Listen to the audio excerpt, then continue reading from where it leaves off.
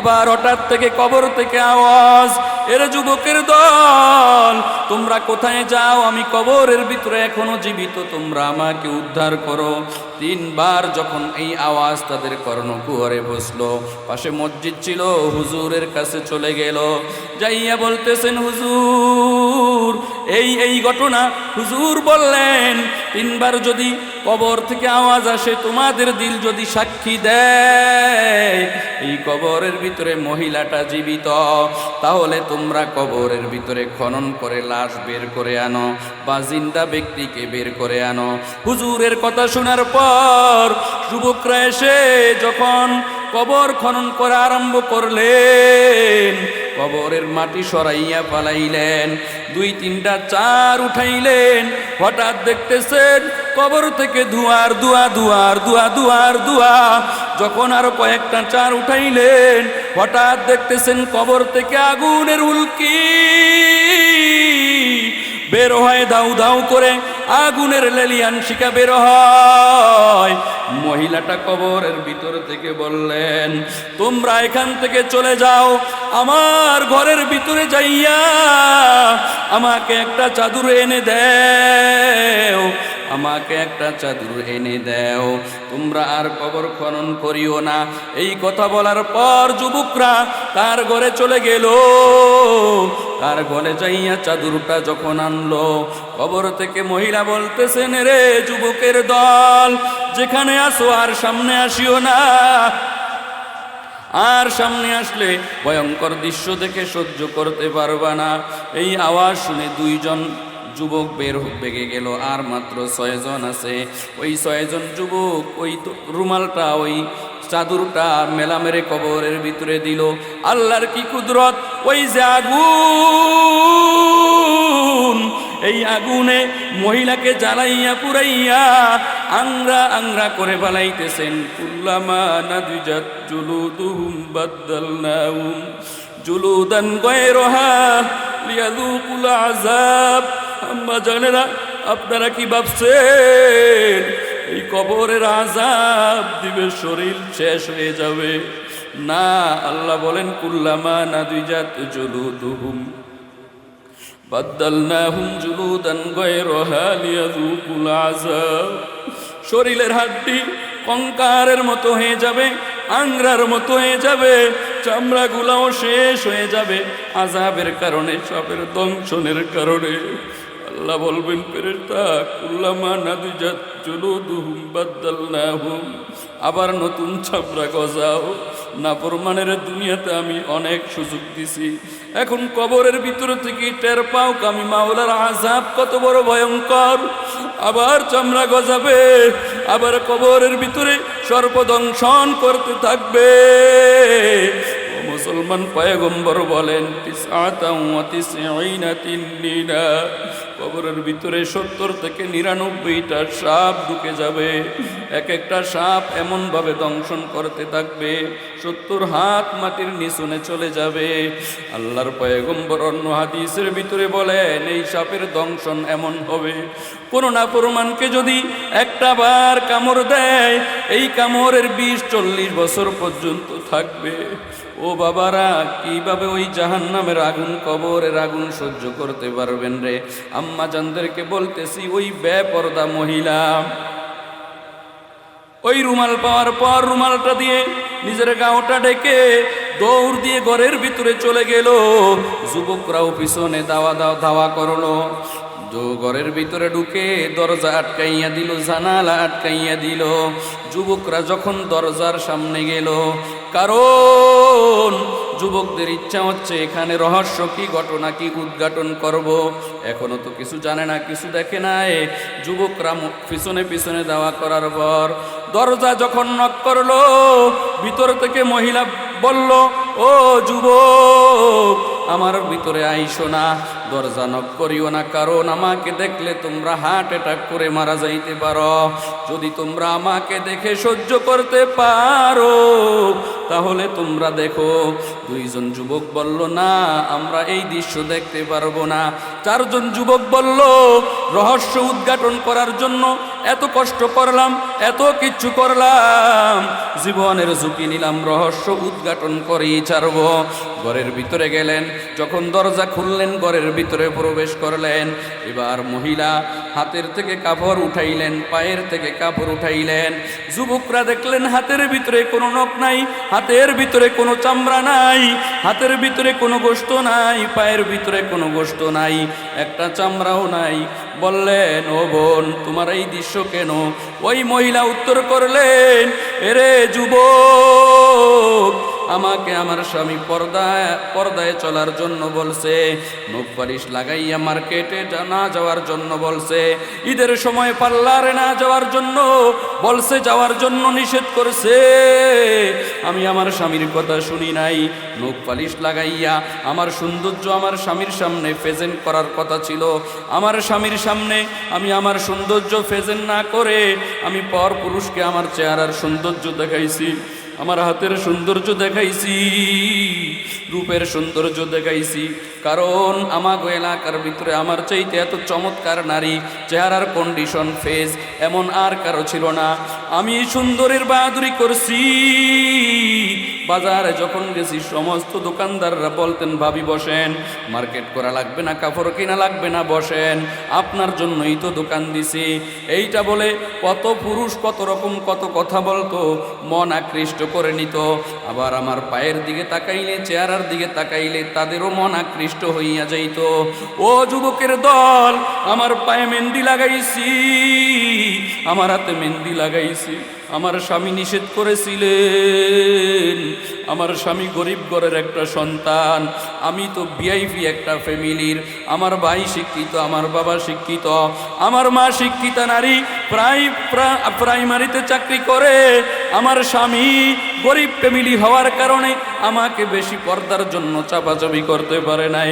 আমি দুনিয়াতে স্বামীর কথা শুনি নাই, যার কারণে কবরের ভিতরে ফেরেশতারা আমার শাস্তি হিসাবে নখগুলা উঠাইয়া পালাইছে, গোশতগুলা শেষ করে পালাইছে। পায়ের একটু গোশত নাই, একটু নখও নাই। ফেরেশতা তোমরা তো দেখতেছ। এবার মুখের থেকে কাপড়টা সরাইয়া বলতেছে, দেখো মুখের ভিতরে কোনো চামড়া নাই। একটু চিন্তা করে দেখেন, একটু ব্রেন খাড়ান, একটা মানুষের মুখে যদি কোনো গোশত না থাকে মানুষটাকে কেমন দেখা যায়? একটা মানুষের মাথায় যদি কোনো গোশত না থাকে মানুষটাকে কেমন দেখা যায়? এই ভয়ঙ্কর দৃশ্য দেখার পর যুবকরা মহিলাকে জিজ্ঞেস করলো, ও বোন তোমার এই চোখের চেহারার ভিতরে গোশত নাই কেন? ওই লোকটা বলল, মহিলা বলল, আমার স্বামী আমাকে চেহারা ঢেকে যাওয়ার জন্য, বের হওয়ার জন্য বলেছেন। আমার চেহারা এত লাবণ্যময়, এত সুন্দর ছিল, আমি চেহারার জৌলাসদারিণী রূপ নিয়ে বাহাদুরি করেছি, এলাকার যুবকদেরকে দেখায়া মজা পাইতাম। আমার স্বামীর কথা শুনি নাই, যার কারণে আল্লাহ তাআলা কবরের ভিতরে ফেরেশতাদের মাধ্যমে শাস্তি হিসাবে আমার চেহারার সমস্ত গোশত উঠাইয়া পালাইল। আমার চোখ মাথার ভিতরে একটা চুলও নাই, আমার মাথার ভিতরে একটা টুকরা গোশত নাই, হাড্ডি আর হাড্ডি।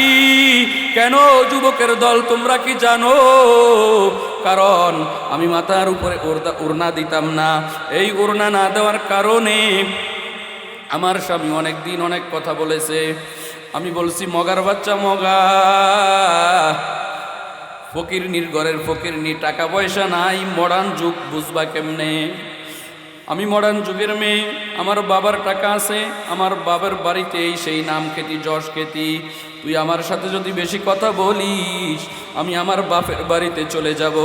আমার মতো যদি 10 জন বোনও তাকে, আমার বাপের এত টাকা আছে, এত পয়সা আছে, আমাকে বসাইয়া বসাইয়া আমার বাবা মা খাওয়াইতে পারবে।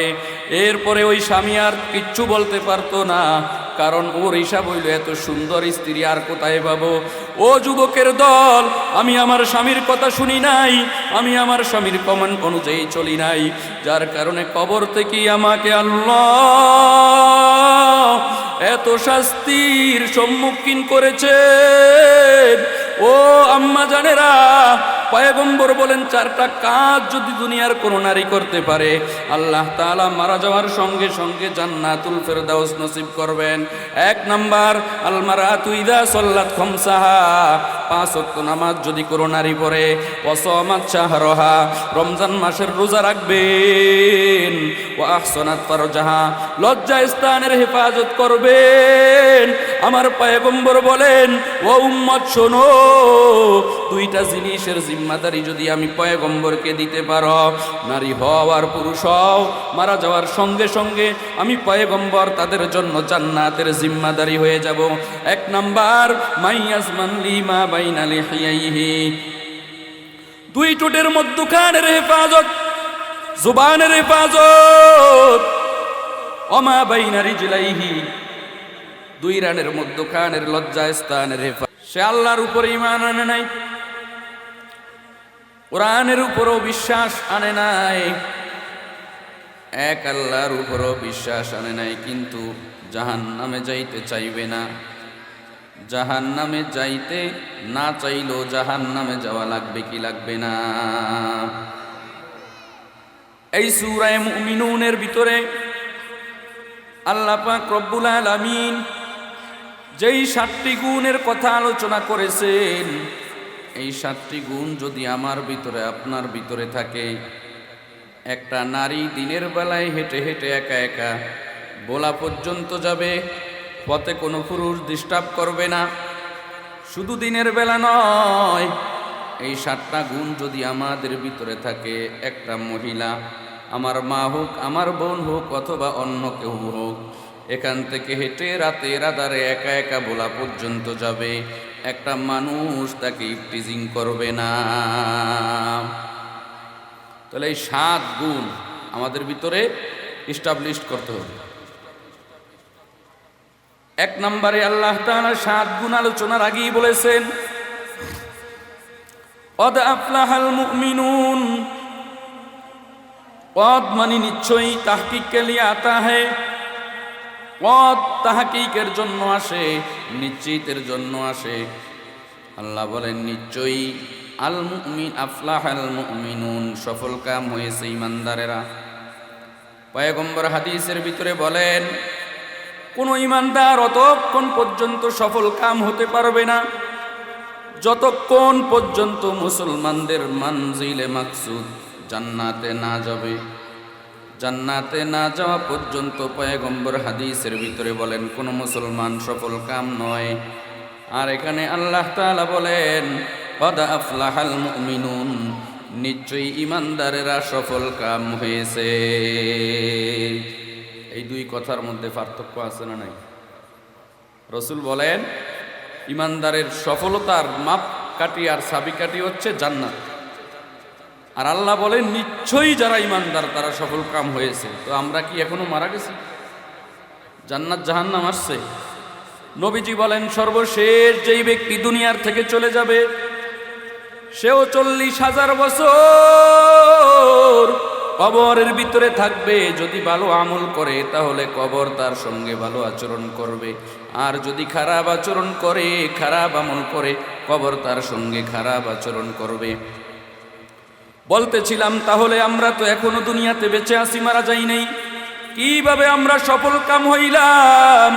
ও বৃদ্ধ বাবাজিরা, পর্দার অন্তরালের মা ও বোনেরা, দিলের কানটা লাগাইয়া কথা শুনেন, খেয়াল না করলে বুঝবেন না।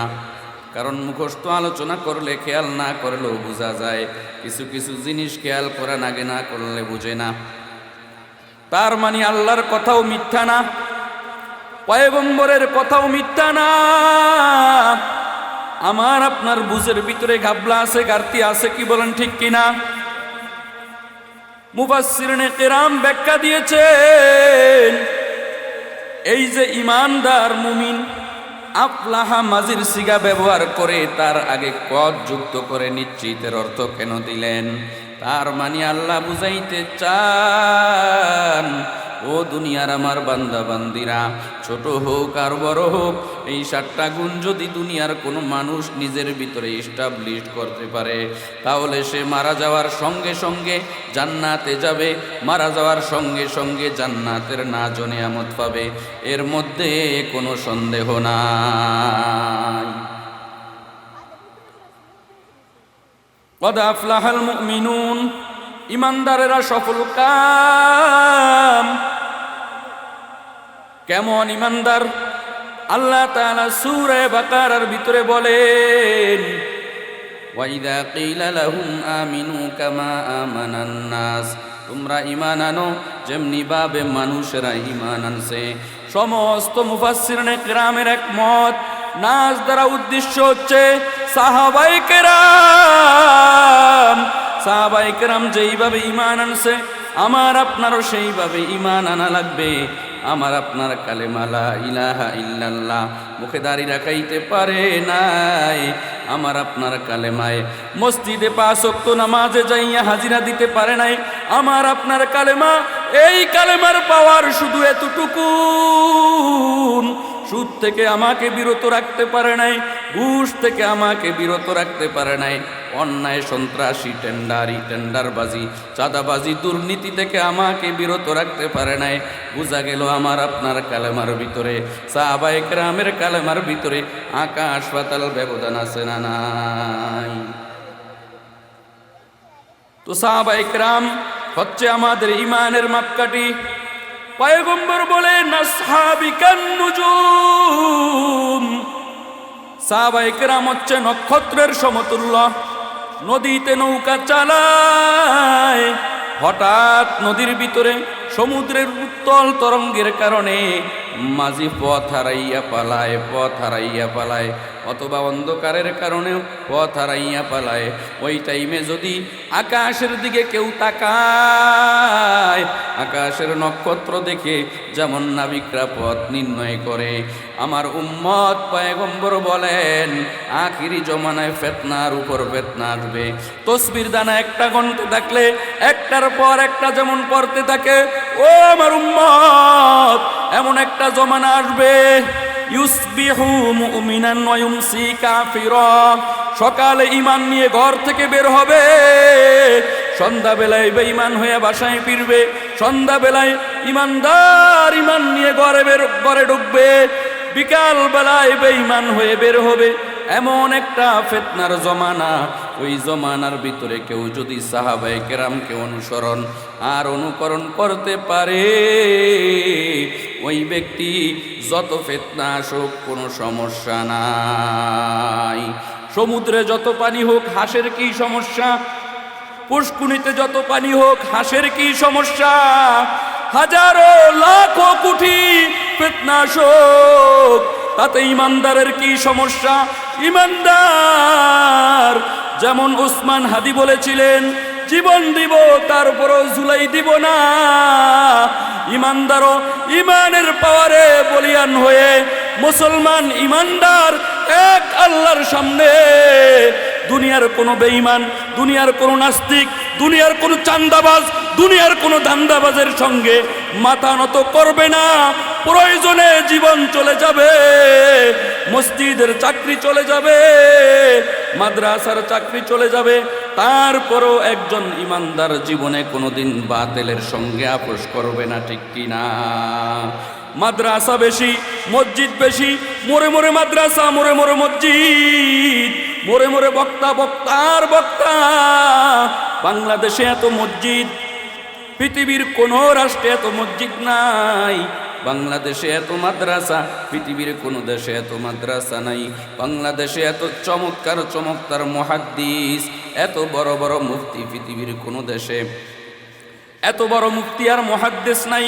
কিন্তু বলেন এই 54 বছর বাংলাদেশে ওয়াজ হচ্ছে, ফায়দা কতটুকু হচ্ছে? ওয়াজ দরকার নাই, আমি সেটা বুঝাইতে চাই না। ফায়দা কেন হয় না? কারণ আমরা যারা শ্রোতা আছি তারা হিসাব করি হুজুরের কণ্ঠ যদি ভালো হয় তাহলে ওয়াজ শুনবো, হুজুরের কণ্ঠ যদি ভালো না হয় প্যান্ডেলের ভিতরে ঢোকে না। তো আপনি হিদায়াতের জন্য আসছেন নাকি কণ্ঠ শ্রবণ করার জন্য আসছেন? এই তো সমস্যা। আগেরকার মানুষ ওয়াজ শুনতো, কোরআন ও হাদিস অনুযায়ী যা বলতো তা গ্রহণ করত। এই কোরআন হাদিস ঠিক রাখতে যাইয়া যদি কোনো কিছু ছাড়া লাগতো দ্বিধা করতো না। কিন্তু মুসলমান এখন ব্যক্তির দিয়া, দলকে দিয়া কোরআন ও হাদিসের মাপকাঠি মানদণ্ড বানাইয়া নিছে, যার কারণে ওয়াজের আগেই দাওয়াত দেয় এই বক্তার আলোচনা কেমন, ঘটনা বলবে নাকি কি করবে। মুসলমান উলামায়ে কেরাম হচ্ছে উম্মতের রুহানি ডাক্তার। উম্মতের রুহানি ডাক্তার শারীরিক চিকিৎসার জন্য যেই ডাক্তার অপারেশনের জায়গায় মিঠা মিঠা ওষুধ দেয়, প্যারাসিটামল দেয়, গ্যাস্ট্রিকের ওষুধ দেয়, গ্যাসের ওষুধ দেয়, নাপা এক্সট্রা দেয়, ওই ডাক্তার কোনোদিনও যোগ্য ডাক্তার হতে পারে না। যত বড় খারাপ লাগুক রুগীর কাছে অপারেশন করে টিউমার যদি না ছাড়ায়, যদিও সামান্য কিছুক্ষণ সে চিৎকার করবে না, কিন্তু তার এই টিউমারে আজীবন তাকে কষ্ট দিতে পারে কি পারে না। ঠিক তেমনি ভাবে আমাদের কথাগুলা সামান্য খারাপ লাগবে, কিন্তু যদি আমল করতে পারেন তাহলে আজীবন কবর থেকেই আপনি আখিরাতের যত গাটি আছে সব জায়গায় আপনি মুহূর্তের ভিতরে পার পাইয়া যাবেন, কোনো সন্দেহ নাই। ইমানদারদের জন্য আল্লাহ পাক রব্বুল আলামিন জান্নাতের ব্যবস্থা রেখেছেন। শুধু তাই না, মুসলমান কেমন ইমানদার, সাহাবায়ে কেরামের মতো ঈমান, আবু বকরের মতো ঈমান, ওমরের মতো ঈমান, উসমানের মতো ঈমান, হযরত আলী রাদিয়াল্লাহু তাআলা আনহুর মতো ঈমান, সুমাইয়া রাদিয়াল্লাহু তাআলা আনহার মতো ঈমান, খাদিজা রাদিয়াল্লাহু তাআলা আনহার মতো ঈমান। সাহাবায়ে কেরাম নরনারী তারা যেইভাবে ঈমান আনছে, আমার আপনার সেইভাবে ঈমান আনতে হবে। সাহাবায়ে কেরামের ঈমানের মাপকাঠি কেমন যদি আলোচনা করতে যাই অনেক সময় লেগে যাবে। ও মুসলমান, এই কোয়ালিটির ঈমান যদি আমি আর আপনি আনতে পারি, আমি আর আপনি গ্রহণ করতে পারি, মারা যাওয়ার সঙ্গে সঙ্গে আল্লাহ পাক রব্বুল আলামিন ডাক দিয়ে বলবেন, ইন্নাল্লাযীনা ক্বালু রব্বুনাল্লাহ সুম্মা ইসতাকামু তাতানাজ্জালু আলাইহিমুল মালাইকা আল্লা তাখাফু ওয়া লা তাহজানু ওয়াবশিরু বিল জান্নাতিল্লাতী কুনতুম তুআদুন। ৭০,০০০ ফেরেশতা আমার আপনার মৃত্যুর সময় পাঠাইয়া দিবে। আল্লাহ তাআলা ২৪ নম্বর পারা ১৯ নম্বর পৃষ্ঠার ভিতরে বলেন, ইন্নাল্লাযীনা ক্বালু, নিশ্চয়ই ওই সমস্ত বান্দা আর বান্দিরা যারা বলে রব্বুনাল্লাহ, আমাদের রব আল্লাহ, চিল্লায়ে বলেন আমাদের রবকে। যারা বলবে আমাদের রব আল্লাহ, সুম্মা ইসতাকামু, এরপরে ইস্তেকামাত থাকবে, তাতানাজ্জালু আলাইহিমুল মালাইকা, আল্লাহ তাআলা তার মৃত্যুর সময় হাজারো হাজারো ফেরেশতা অবতীর্ণ করে দিবেন।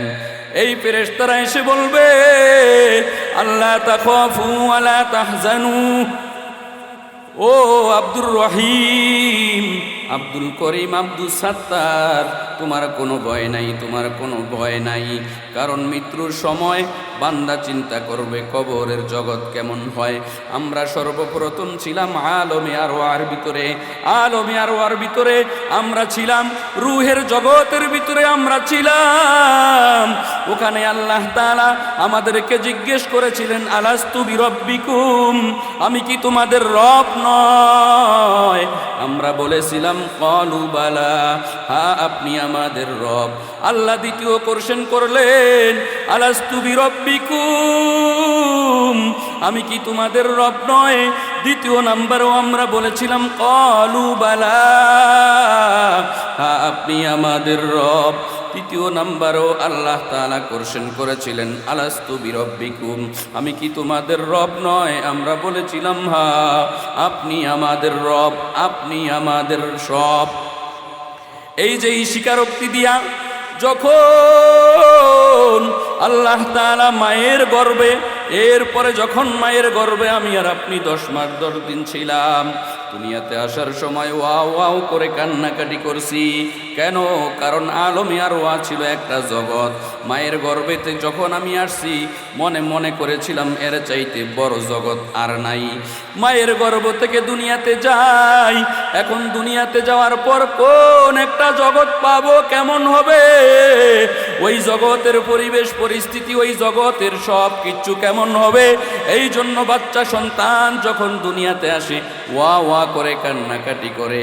দুনিয়াতে আসার পর বলুন তো দেখি, আলমে আর ওয়ার ভিতরে যেই জগতের ভিতরে ছিল, মায়ের গর্ভের ভিতরে যেই জগতের ভিতরে ছিল, দুনিয়ার জগৎটা মায়ের গর্ভ থেকে বেশি না কম, বড় না ছোট?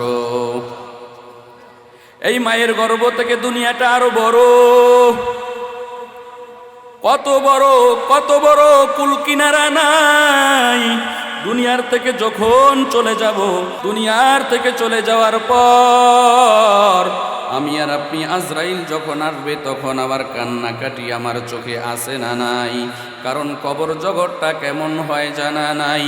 আল্লাহ তাআলা এই জন্যই আমাদেরকে সৃষ্টি করার পর নবী আলাইহিমুসসালামদেরকে পাঠিয়েছেন, রসুলদেরকে পাঠিয়েছেন। এরপরে ওলামায়ে কেরামের বয়ান, তবলিগওয়ালাদের বয়ান, বক্তাদের বয়ান, মেহনত আর মেহনত।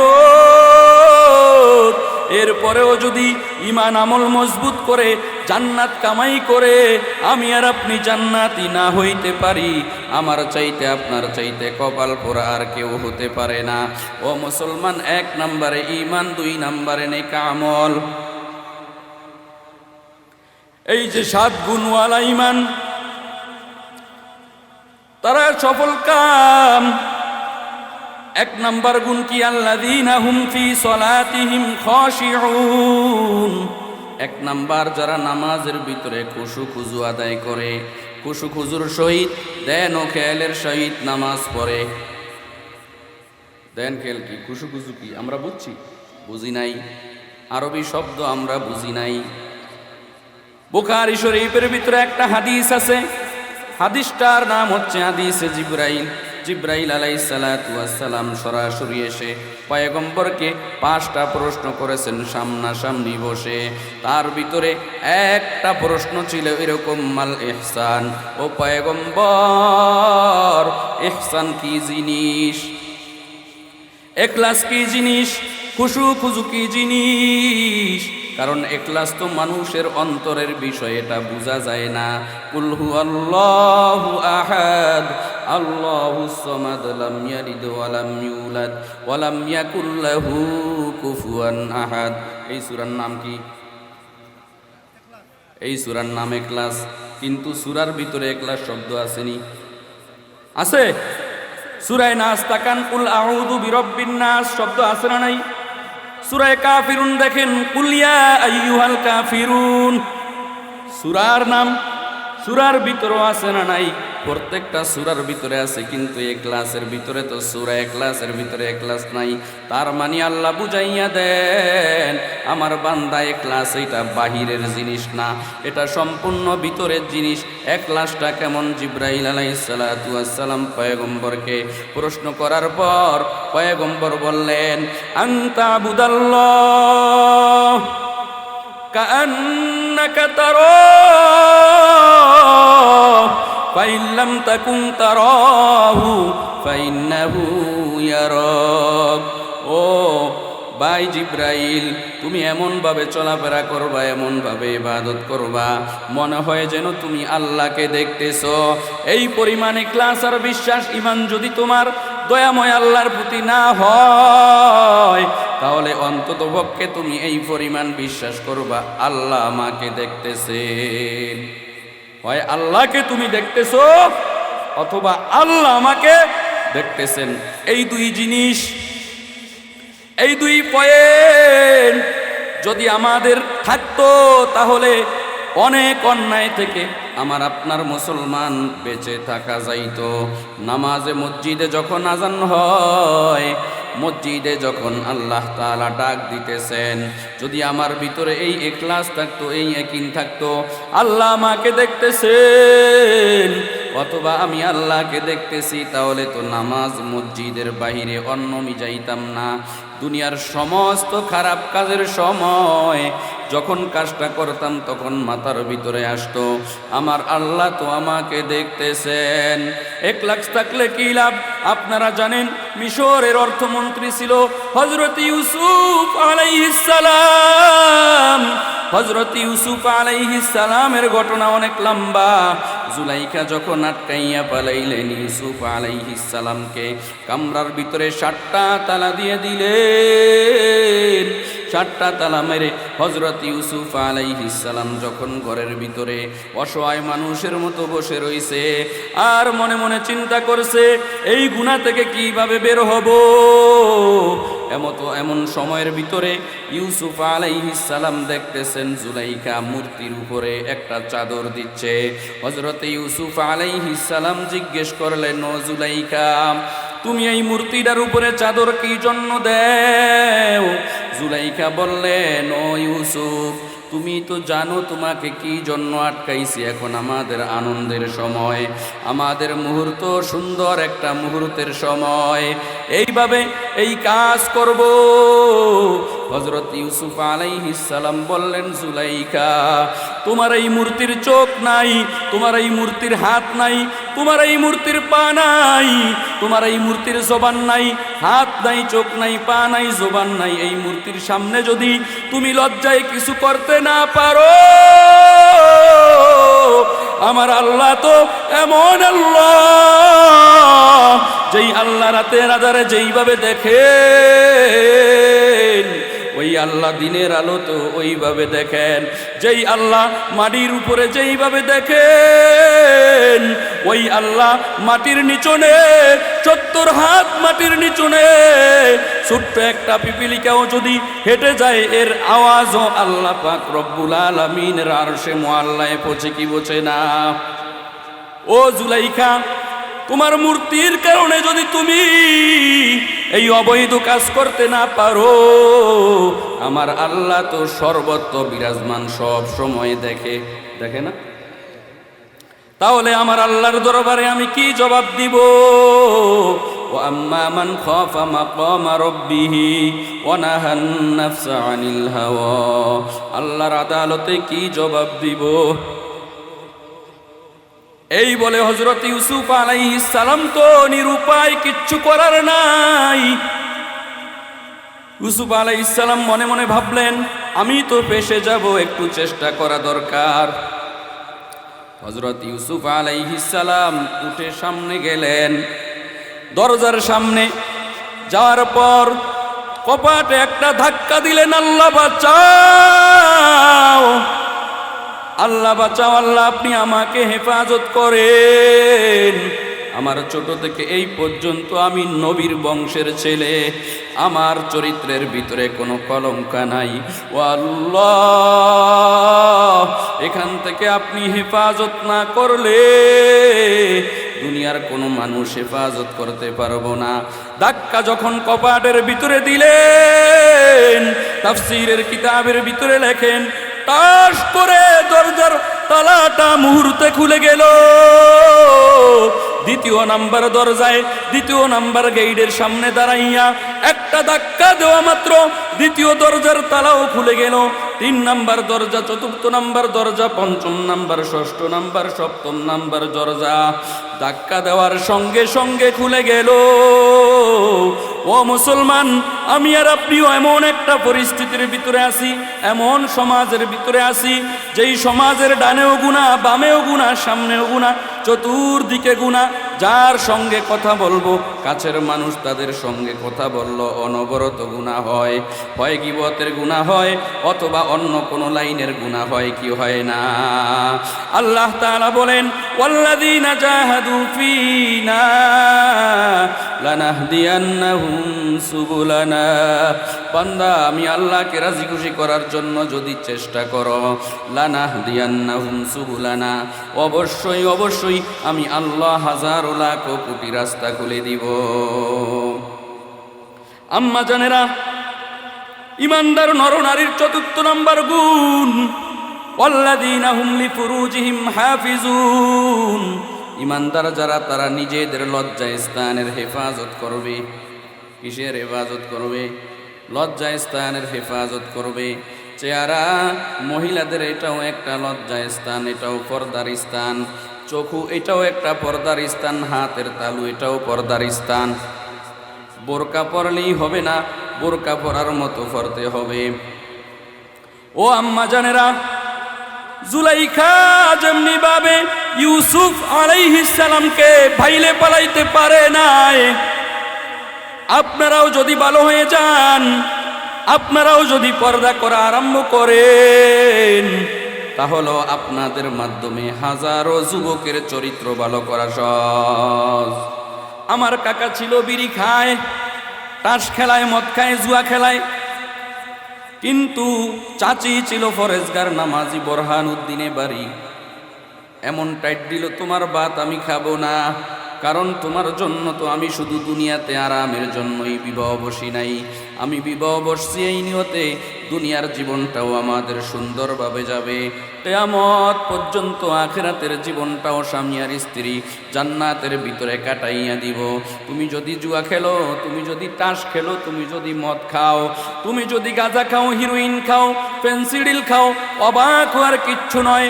যেই সমাজের ছোট্ট ছোট্ট বাচ্চারা মামা খায়, ওই এলাকার বড় যুবকরা বাবা কেন খাবে না? খুব কৌশলে আমাদেরকে বিভিন্ন নামের দিকে দাবিত করে যাচ্ছে মুসলমান, আমরা টের পাই না। পয়গম্বর হাদিসের ভিতরে বলেন, কিয়ামতের আগে এমন একটা মুহূর্ত হবে, যেই মুহূর্তের ভিতরে মানুষকে বিভিন্ন নামে বেনামে মদ খাওয়ানো হবে। আপনি দেখেন, পানির বোতলগুলি খুলে দেখেন, বেশিরভাগ ইসরায়েলের পণ্য, প্রাণ কোম্পানি। এগুলা খাইলে ইমানের পাওয়ার থাকে না, নূর থাকে না।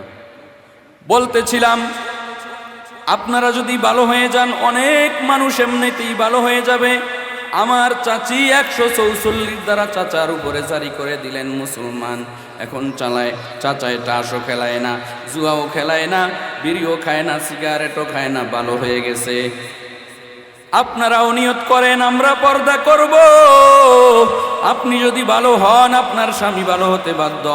আর যদি আপনারা পর্দা না করেন, আমি ইকবাল হুজুরের কোনো সমস্যা নাই। আছে সমস্যা আপনাদেরই।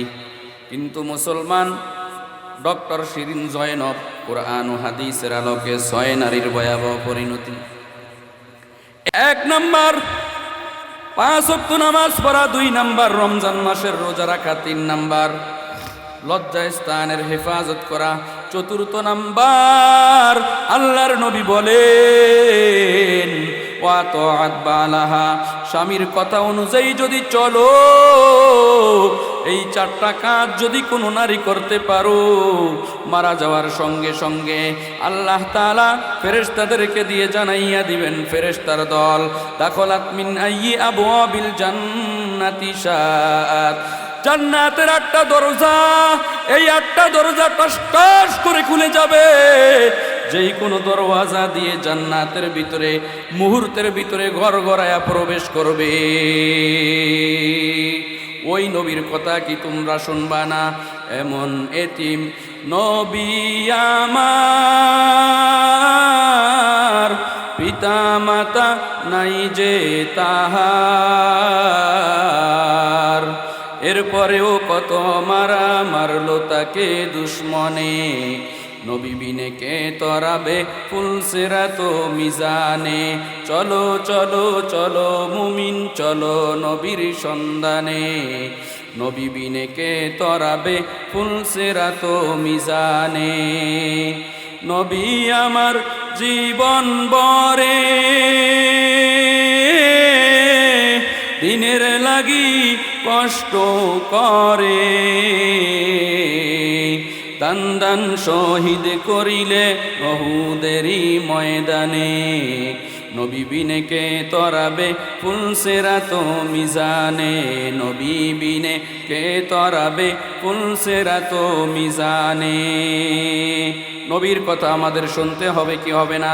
এই যে হাদিসের ভিতরে 4টা কথা আলোচনা করেছি, এই 4টা আমল যদি করতে পারেন কবর থেকে আপনার জান্নাতের ব্যবস্থা হয়ে যাবে।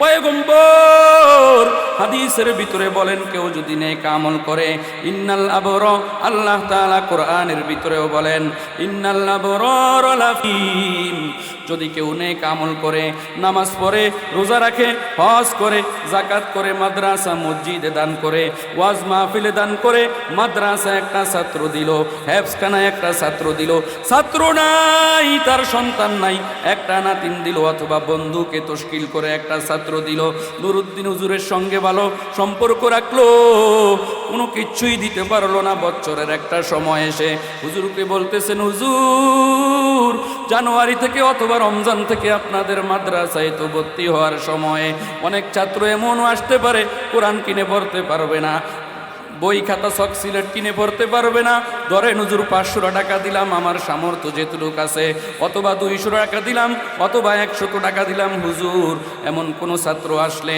অথবা মাদ্রাসার যেই কোনো কাজে আপনি খাটায়েন, এই নেক আমল যদি করেন মারা যাওয়ার সঙ্গে সঙ্গে কবর থেকে আপনার জন্য জান্নাতের ব্যবস্থা হয়ে যাবে। পয়গম্বর হাদিসের ভিতরে বলেন, মানুষ যখন মারা যায়, মারা যাওয়ার পর তখন তাকে প্রশ্ন করার জন্য হাতানি মালাকান, 2জন ফেরেশতা চলে আসে। যখন প্রশ্ন করে মার রব্বুকা, তোমার রবকে, ওমা দীনুকা, তোমার ধর্ম কি, ওমান নাবিয়ুকা, তোমার নবীকে, অন্য রিওয়ায়াতের ভিতরে আসছে ওমান হাযার রাজুলুল্লাযী বুইসা ফীকুম, এই মুহাম্মদ, যেই ব্যক্তির, একটা ব্যক্তির মুহাম্মদ সাল্লাল্লাহু আলাইহি ওয়াসাল্লামের রওজার সঙ্গে সংযোগ সৃষ্টি করে দিয়ে বলবে, এই লোকটাকে তুমি চিনো কিনা? যদি পয়গম্বরের আদর্শ, এই যে মাদ্রাসা, নবীর মাদ্রাসায় যদি সহযোগিতা করে থাকেন যেই কোনো লাইনে, ওই সময় পয়গম্বরকে দেখলেই চিনতে পারবে ইনি তো কেউ নন, ইনি তো আমার আপনার আইডল আর আইকন, বিশ্ব নবী, গুনাহগারের বন্ধু জনাবে মুহাম্মাদুর রাসূলুল্লাহ সাল্লাল্লাহু আলাইহি ওয়াসাল্লাম। কবরের ভিতরে 3 প্রশ্ন যখন করবে, যদি আপনি ঠিক মতন এই আমল করেন, সঠিক জবাব দিবেন।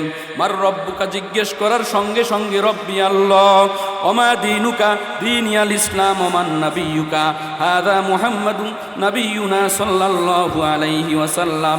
ও মুসলমান, অনেক আল্লাহওয়ালার কবর তো এমনও দেখা যায় ফেরেশতারা এসে শুধুমাত্র বসে থাকে, কারণ পয়গম্বর হাদিসের ভিতরে বলেন, ইযা উযিয়াল মাইয়িতু ফি কবরিহি জাআল কুরআন, মাইয়িতকে যখন কবরে রাখা হয়, জাআল কুরআনু ইনদা রাসি, এই যে কোরআন এই মাদ্রাসায় পড়ানো হয় বাচ্চাদেরকে, এই কোরআন মাতার অগ্রভাগে চলে আসে।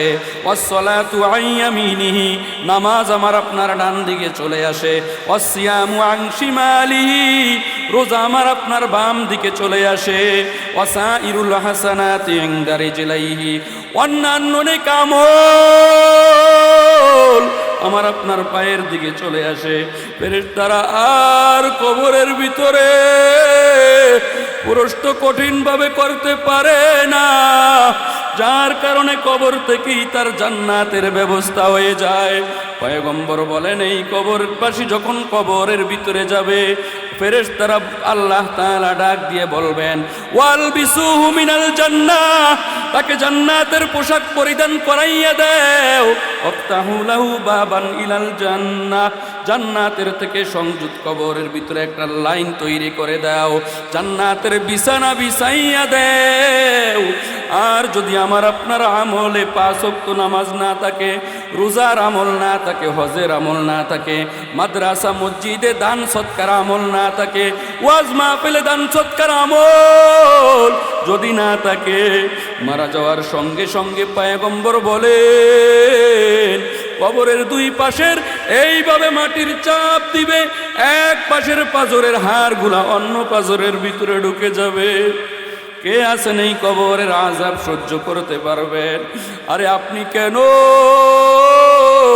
আল্লাহর রাসূলের সাহাবায়ে কেরামদের ভিতরে যেই 10 জন সাহাবী জান্নাতের সার্টিফিকেট দুনিয়াতে পেয়েছে, ওই ওমর যার ব্যাপারে পয়গম্বর বলেন লাউকানা বাদি নাবিয়্যুন লাকানা ওমর, আমার পরে যদি আল্লাহ তাআলা কোনো মানুষকে দুনিয়াতে নবী হিসাবে পাঠাইতো সেই ব্যক্তি হযরতে ওমরে ফারুক রাদিয়াল্লাহু তাআলা আনহু। শুধু তাই নয়, পয়গম্বর ওমরকে সাহিবুর রায় বলা হয়। ওমরের মানসা অনুযায়ী কুরআনুল কারীমের ভিতরে 6 থেকে 7টা আয়াত নাজিল হয়েছে। এই যে মহিলাদের পর্দার আয়াত, একদিন আল্লাহর রাসূলকে ওমর রাদিয়াল্লাহু তাআলা আনহু বললেন, ইয়া রাসূলুল্লাহ, ইয়া হাবিবাল্লাহ, অন্যান্য মহিলাদের অন্যান্য ঘরের মতো তো আপনার ঘর না, আপনার ঘরে দুনিয়ার ভালো মানুষ খারাপ সব ধরনের লোক আসে, যদি একটু স্ত্রীদেরকে বলতেন পর্দা করতো। ওই সময় মুহূর্তের ভিতরে জিবরাইল আলাইহিস সালাতু ওয়াস সালাম পর্দার আয়াত নিয়ে পয়গম্বরের কাছে চলে আসছেন। এমন ওমর এই আখিরাতের ভয়ে, কবরের আযাবের ভয়ে, ফুলসিরাতের ভয়ে আল্লাহর সামনে দাঁড়াইয়া কি জবাব দিবে এই ভয়ে 2 চোখের পানি কান্নাকাটি করতে করতে চোখ ফুলে গেল, চেহারার ভিতরে কালো দাগ পড়ে গেল, বড় বড় 2টা দাগ পড়ে গেল। সাহাবায়ে কেরাম বললেন, ওমর এই 2টা দাগ পয়গম্বরের থুতু মুবারকের দ্বারা অথবা ডাক্তার দেখাইয়া ভালো করে নেন। ওমর রাদিয়াল্লাহু তাআলা আনহু বললেন, ও সাহাবায়ে কেরাম, এমন কোন নেক আমল নাই যেই নেক আমল আল্লাহর সামনে নিয়ে দাঁড়াবো তোমরা কি শোনো নাই? আল্লাহ কোরআনের ভিতরে বলছেন, ওয়া আম্মা মান খাফা মাকামা রাব্বিহি ওয়া নাহান নাফসা আনিল হাওয়া, যেই ব্যক্তি আমার সামনে দাঁড়াবার ভয় থাকে সে নিজের মন চাই জিন্দিগি হিসাবে চলতে পারে না, রব চাই জিন্দিগি লাগবে। জানি না আমার নামাজ রব কবুল করছে কিনা, আমার অন্যান্য ইবাদত রব কবুল করছে কিনা। সাহাবায়ে কেরাম বললেন, আপনি তো জান্নাতের সার্টিফিকেট প্রাপ্ত। বলে দুনিয়াতে কত মানুষই তো কত কথা বলে, কিন্তু আবার ওই মানুষটাই যাকে পুরস্কারের ঘোষণা দিছে তাকে হত্যা করে। দুনিয়াতে যত ক্ষতি করেছে কাছের মানুষ ছাড়া দূরের মানুষ এত ক্ষতি করতে পারে নাই। আল্লাহ জান্নাতের সার্টিফিকেট দিছে, কিন্তু এটা যদি আল্লাহ তাআলা আমি ওমরের থেকে আবার নিয়ে যায়, আমি ওমরের তো কিছুই করার থাকবে না। আমি আল্লাহ যখন জিজ্ঞেস করবে, ওমর তোমাকে যে আমি হায়াত দান করেছি, ইমানের মতো হেদায়েতের মালা বৌদুলত গলায় পরাইয়া দিলাম, তুমি ছিলা জাহান্নামের আসামি, তুমি ছিলা জাহান্নামের কীট, তুমি আল্লাহর জন্য কি করেছো? আমি ওমর সেদিন আল্লাহকে বলবো, আল্লাহ আমি আপনার যেইভাবে আমার উপরে স্নান করেছেন, দয়া করেছেন, ফাবি আইয়ি আলাই রাব্বিকুমা তুকাজ্জিবান, মনে করেন আমরা নামাজ পড়ি ঠিক মতো, রোজা রাখি, না না, তুম্মা লা তুসআলুন্না ইয়াউমা ইযিন আনিন নাঈম, নিয়ামতের মোকাবেলায় কিচ্ছুই হবে না। ফাবিআইয়ি আলাই রাব্বিকুমা তুকাজ্জিবান, আল্লাহ বলেন, বান্দা কোন কোন নিয়ামতকে অস্বীকার করেছো? ও বাবা, যেই 2টা চক্ষু দান করেছে, বিজ্ঞানীরা বলেন এই 2টা চক্ষুর ভিতরে 26 কোটি আল্লাহ তাআলা ক্যামেরা ফিট করেছেন। এই যে ক্যামেরাটা দেখেন, 1.5 লক্ষ টাকার উপরে ক্যামেরাটা। আজকে ভিডিওর জন্য 2 মাস আগে কথা বলে অনেক কষ্ট করে ঠিক করা হয়েছে। এই 1.5 লক্ষ টাকাও করে যদি ধরেন, 2 চোখের ভিতরে যেই 26 কোটি ক্যামেরা দিছে, আল্লাহ যদি বিনিময়ে দিয়া নিতেন, কয়জনে আছে টাকা দিয়ে চোখের ভিতরে ক্যামেরা ফিট কইরা তারপরে চলাফেরা করতাম। ও মুসলমান, শুধু তাই নয়, এই চোখের ভিতরে যদি কোনো সমস্যা হয়, দুনিয়ার এমন কোনো ডাক্তার নাই, এমন কোনো ইঞ্জিনিয়ার নাই যারা এই চোখের পাওয়ার আগের মতো ফিরাইয়া দিতে পারবে, কি আসেনি? ও মুসলমান, এই জন্য আসেন আল্লাহর হুকুম পয়গম্বরের তরিকার বাইরে চলবো না। এই কবরের আযাব কত ভয়ঙ্কর! হযরতে ওসমান গনি রাদিয়াল্লাহু তাআলা আনহু কবরের পাশ দিয়ে যখন যাইতেন ছোট ছোট বাচ্চা ছেলেদের মতো হাউমাউ করে কান্নাকাটি করতেন। সাহাবায়ে কেরাম উসমান রাদিয়াল্লাহু তাআলা আনহুকে বললেন, ও আল্লাহর পয়গম্বরের সাহাবী উসমান, আপনি জান্নাতের সার্টিফিকেট প্রাপ্ত একজন সাহাবী, তাছাড়াও ধনট্টমান সাহাবী, আপনি অনেক দান করেন, অনেক সদকা করেন, আপনার কিসের এত চিন্তা? কবর দেখলে আপনি বাচ্চা ছেলেদের মতো হাউমাউ করে কান্নাকাটি করেন। পয়গম্বরের সাহাবী ওসমান বলেন, ও সাহাবায়ে কেরাম, সাহাবায়ে কেরাম বললেন, রসুলের দরবারে জাহান্নামের আলোচনা শুনলো তো এমনি ভাবে কান্দেন না। ওসমান বললেন, সাহাবায়ে কেরাম, তোমরা কি পয়গম্বরের কাছে শোনো না আখিরাতের বড় বড় 5টা ঘাটি আছে? 1 নাম্বার কবর। পয়গম্বর বলেন, যেই কবরের ভিতরে ধরা খাইয়া যাবে, আখিরাতের বাকি 4টা ঘাটি, মোট 5টা ঘাটিতে ধরা খাইয়া যাবে। এই কবরের ভিতরে যেই ব্যক্তি পার পাইয়া যাবে, সারপত্র পাইয়া যাবে, মুক্তি পাইয়া যাবে, বাকি 4টা ঘাটিতে সে সার পাইয়া যাবে। কবর প্রত্যেক দিন আমাকে আপনাকে বলতেছেন, আনা বাইতুল ওয়াহদা, আমি একাকির ঘর, আনা বাইতুত তুরাব, আমি মাটির ঘর, আনা বাইতুজ জুলম, আমি অন্ধকারের ঘর, আনা বাইতুত তুরা, আনা বাইতুদ দুদ। আল্লাহর নবী বলেন, আমি পোকামাকড়ের ঘর। কবর প্রত্যেক দিন 70 থেকে 100 বারের মতো আপনাকে আমাকে ডাকে, এরে ইকবাল নামাজ পড়স না, রোজা রাখস না, হজ করস না, জাকাত ফরজ হইছে জাকাত দেস না, মাদ্রাসার সামনে দিয়ে আসো, মাদ্রাসার খোঁজ খবর নেও না, তালিবুল ইলমদের খোঁজ খবর নেও না, উলামায়ে কেরামের সঙ্গে ভালো আচরণ করো না। ওই কবরের ভিতরে আসলে একটু হিসাব কিতাব করে তারপরে কবরের ভিতরে আইসো। কবরের ভিতরে নাই কোনো বাতি, নাই কোনো পাটি, নাই কোনো বিছানা। ওই কবরের ভিতরে সবাই যেতে হবে। দুনিয়ার এমন কোনো নাস্তিক নাই, এমন কোনো মুরতাদ নাই, এমন কোনো বেঈমান নাই। মুসলমানরাও মৃত্যু স্বীকার করে, খ্রিস্টানেরাও মৃত্যু স্বীকার করে, এক কথায় দুনিয়ার সমস্ত মানুষ মৃত্যু স্বীকার করে। ওই কবরে সবাই যাওয়া লাগবে, কবর থেকে কেউ রেহাই পাইবেন না। এই জন্য টাকার মাস্তানি করিয়েন না, কারণ এই টাকার গরম থাকবে না। টাকাওয়ালাকে আল্লাহ তাআলা কিয়ামতের মাঠে জিজ্ঞেস করবেন, ও টাকাওয়ালা, আমি যেই নিয়ামত দিয়েছি ওই নিয়ামতের মোকাবেলায় তুমি বিল দিয়ে যাও। দুনিয়াতে 1 মাস কারেন্ট ব্যবহার করছো, সাপ্লাইয়ের পানি, মোটরের পানি ব্যবহার করছো, গরমকালে ফ্যান ব্যবহার করছো, ফ্রিজ ব্যবহার করছো, 30 দিন পরে বিল লেখার জন্য বিলওয়ালা চলে আসছে। আমি আল্লাহ যে লাখো কোটি নিয়ামত দিলাম, জীবনে কোনো দিন জিবরাইলকে পাঠাই নাই, ইসরাফিলকে পাঠাই নাই, আজরাইলকে, মিকাইলকে পাঠাই নাই। আজকে আমার নিয়ামতের পাই পাই করে হিসাব দিয়ে যাও। ওই টাকাওয়ালা ব্যক্তি বলবে, আল্লাহ, আখিরাতে তো কোনো টাকা আনি নাই। আল্লাহ কোরআনে বলেন, মা আগুনা আন্নি মালিয়া। ওই ব্যক্তি বলবে, এটা কোন জায়গা যেখানে আমার মাল কোনো কাজে আসলো না? হালাকা আন্নি সুলতানিয়া, আমার ক্ষমতা কোনো কাজে আসলো না। মুসলমান সূরা কাহফের 49 নম্বর আয়াতের ভিতরে বলেন, যদি আমল ভালো হয় তাহলে ভালো কথা, আর যদি খারাপ হয় আমল নামা দেওয়ার সঙ্গে সঙ্গে ওই ব্যক্তি বলবেন, ওয়াউদিয়াল কিতাবু ফাতারাল মুজরিমিনা মুশফিকিনা মিম্মা ফীহি ওয়া ইয়াকুলুনা ইয়া ওয়াইলাতানা মা লিহাযাল কিতাব। এটা কেমন একটা কিতাব, লা ইউগাদিরু সগীরাতাও ওয়ালা কাবীরাতান ইল্লা আহসাহা।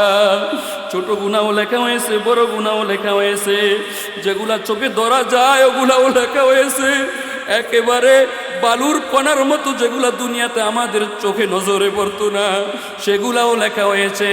দুনিয়ার সমস্ত মানুষ ঘুমের ঘরের ভিতরে বিভোর, সেই সময় কি করেছি সেটাও লেখা হয়েছে। এটা সোজা দেওয়া হবে না। আল্লাহ তাআলা সূরা বনী ইসরাঈলের 12 নম্বর 14 নম্বর আয়াতের ভিতরে বলেন, ইকরা কিতাবাক, এই বুকটা পেরে ফেরেশতাদেরকে বলবে বুকটা পার, বুকের ভিতরে ছিদ্র করে পিছনের দিকে হাতটা বের করে আল্লাহ তাআলা উল্টা দিক থেকে যখন আমল নামা দিবেন, আল্লাহ তাআলা ঘোষণা দিবেন, ইকরা কিতাবাক, হে নাফরমান, হে বেনামাজি, হে সুদখোর, হে বেপরদা, অনেক গুনাহ করে আমি আল্লাহর দরবারে আসছো, পরীক্ষা যখন দিতা, পরীক্ষার রেজাল্ট পরসা চাইয়া স্যারেরা যখন হুজুরেরা যখন তোমাকে দেখাইতো, এটা কি লেখছো, এটা কি লেখছো, আজকে দুনিয়াতে যেই নেক আমল করছো ওই নেক আমলের ডায়েরি তোমার সামনে উপস্থিত করাইয়া দিলাম। ইকরা, তুমি পড়ো, কিতাবাক, তোমার আমল নামা, কাফা বিনাফসিকাল ইয়াউমা আলাইকা হাসিবা, আজকে তোমার হিসাবের জন্য তুমি যথেষ্ট। ওই আল্লাহর কাম সামনে দাঁড়াইয়া কি জবাব দিবেন? সূরা কাফের 114 নম্বর আয়াত 24 নম্বর আয়াতের ভিতরে বলেন, ওয়ামান আরাদা আন যিকরি, এত ওয়াজ নসিহতের পরেও যারা নামাজ পড়বে না, রোজা রাখবে না, হজ করবে না, যাকাত দিবে না, এক কথায় আল্লাহর হুকুম অনুযায়ী চলবে না, নবীর তরিকা অনুযায়ী চলবে না, আল্লাহকে ভুলে যাবে, ফাইন্না লাহু মাঈশাতান দঙ্কা, আল্লাহ তাআলা তার জীবনকে সংকীর্ণ করে দিবেন, রিজিকের অভাব যাবে না, ইনকাম করবে কিন্তু এদিকে হলে ওদিকে হয় না, রিজিকের ভিতরে বরকত হবে না। শুধু তাই নয় রে মুসলমান, আল্লাহ বলেন কিয়ামতের ময়দানে মাশরে তাকে অন্ধ করে উঠানো হবে। ওই ব্যক্তি বলবে, ক্বালা রব্বি লিমা হাশারতানি, আয় আল্লাহ, আজকে হাশরের মাঠে আমাকে কেন অন্ধ করে উঠানো হলো? ওয়াকাদ কুনতু বাসীরা, দুনিয়াতে তো আমার চক্ষু ছিল, চক্ষু দিয়া দেখে অনেক কিছু করতাম। আল্লাহ তখন বলবেন, ক্বালা কাযালিক, দুনিয়াতে উলামায়ে কেরাম আমার হুকুমের কথা, পয়গম্বরের তরিকার কথা তোমার সামনে উপস্থিত করেছে, বয়ান করেছে, এমনি ভাবে তুমি ভুলে গেছো। ওয়াকাযালিকাল ইয়াউমা তুনসা, আমি আল্লাহ দুনিয়ার মতো আজকে তোমাদেরকে ভুলে গেছি। মুসলমান 5 মিনিট সময় আছে, আমি শুধু একটু কথা বলবো। এই যে হায়াত দিছে, আপনি নামাজ না পড়লেও হায়াত শেষ হয়ে যাবে, রোজা না রাখলেও হায়াত শেষ হয়ে যাবে, আম্মা জানেরা পর্দা না করলেও হায়াত শেষ হয়ে যাবে। কিন্তু যদি এই হায়াতটাকে কাজে খাটান, আমার আপনারই লাভ। কিয়ামতের ময়দানে মাশরে আল্লাহর সামনে আল্লাহর রহমত ছাড়া, পয়গম্বরের সুপারিশ ছাড়া কেউ জান্নাতে যাইতে পারবেন না। এই যে পিতামাতার খেদমতের কথা, কবরের কথা, ফুলসিরাতের কথা, মিজানের কথা, যত আলোচনা বলেন, এই আলোচনাগুলা কোথায় আছে? কোরআনে আছে, এই আলোচনাগুলা হাদিসে আছে। আমি মায়ের পেট থেকে বড় হয়েই কি এই কোরআন পড়তে পারছি, হাদিস পড়তে পারছি না? আমার মা অনেক আদর করে আমাকে মাদ্রাসায় দিছে, আলিফ বা তা থেকে আরম্ভ করে তারপরে পড়ছি। মা বাবার খেদমত কিভাবে করতে হবে হুজুররা আমাকে শিক্ষা দিছে। মাদ্রাসা যদি না থাকে, মা বাবার খেদমতও আপনার সন্তানরা কিভাবে করবে বুঝবে না। মসজিদের বয়ানে যদি খতিব সাহেব না বলে, ওয়াজের ময়দানে যদি বক্তা না বলে, খতিব সাহেব খতিব হইছে ওই মাদ্রাসায় মুক্তব থেকে পড়াশোনা করার পর, ইমাম সাহেব ইমাম হইছে মাদ্রাসায় মুক্তব থেকে পড়াশোনা করার পর, বক্তা সাহেব বক্তা হইছে মাদ্রাসায় পড়ালেখা করার পর। এই যে আমাদের ইমরান হুজুর এখানে বসে আছে, অনেক জায়গায় ওয়াজ করে বেড়ায়। ও মুসলমান, এই যে হুজুর দইরেই কি কোরআন হাদিস শিখছে, এই মুক্তবে পড়ছে, তারপরে নুরানিতে পড়ছে, এরপরে কোরআন শিখছে, হেফজখানায় ভর্তি হইছে, কোরআন মুখস্থ করছে, এরপরে কিতাবখানায় এখন আইসা যায় আওয়াজ করে। এই মাদ্রাসা যদি টিকাইয়া রাখেন, আমাদের সমাজে পিতামাতার সম্মানও ঠিক থাকবে, বড় ভাই ছোট ভাইয়ের সম্মানও ঠিক থাকবে, এক কথায় সব কিছু ঠিক থাকবে। পয়গম্বর বলেছেন, ও আমার উম্মত, আমি চলে যাওয়ার পর আমি তোমাদের কাছে এই আমার ঘর মাদ্রাসা আমানত রেখে গেলাম। মসজিদের ব্যাপারে আল্লাহ বলেন, মসজিদ আমানত রেখে গেছি। এই আমানতের হেফাজত যদি আমরা করতে পারি, কিয়ামতের ময়দানে মাশরে আল্লাহ তাআলা মারা যাওয়ার সঙ্গে সঙ্গে বিনা হিসাবে জান্নাত দান করে দিবেন।